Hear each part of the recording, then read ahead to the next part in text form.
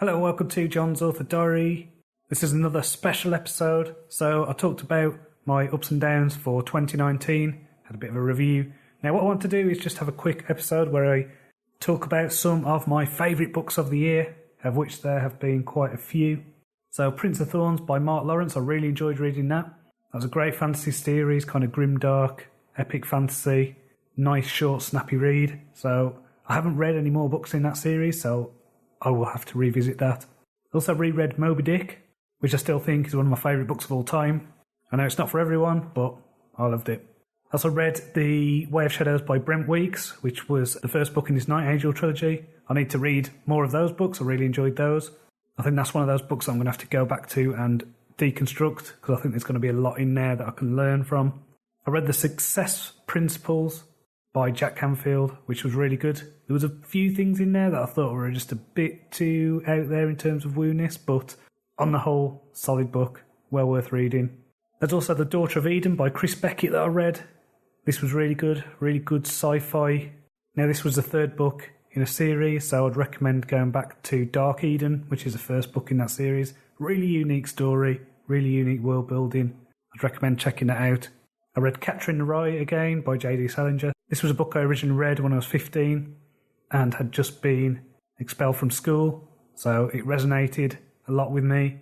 Revisiting it, it's a masterpiece, so I would highly recommend that if you haven't read it.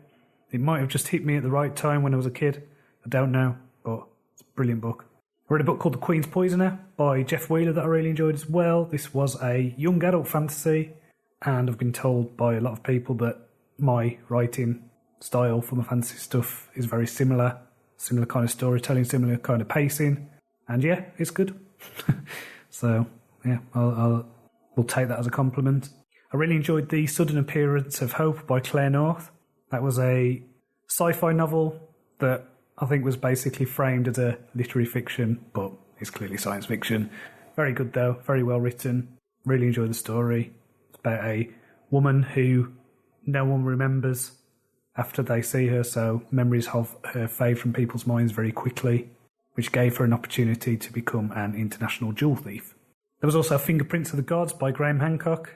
This was really good. I've read quite a few of his books now. Some of them are very hit and miss, basically speculating on ancient civilizations and things like that, so well worth checking out. I'd recommend that one, Magicians of the Gods, and America Before as well. Finally, my favourite books of the year were The Nevernight Chronicles by Jay Kristoff.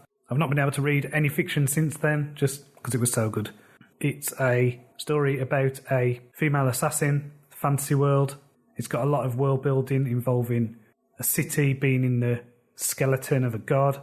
There's a lot of Roman stuff going on. The narration is tremendous. It goes very meta at some points.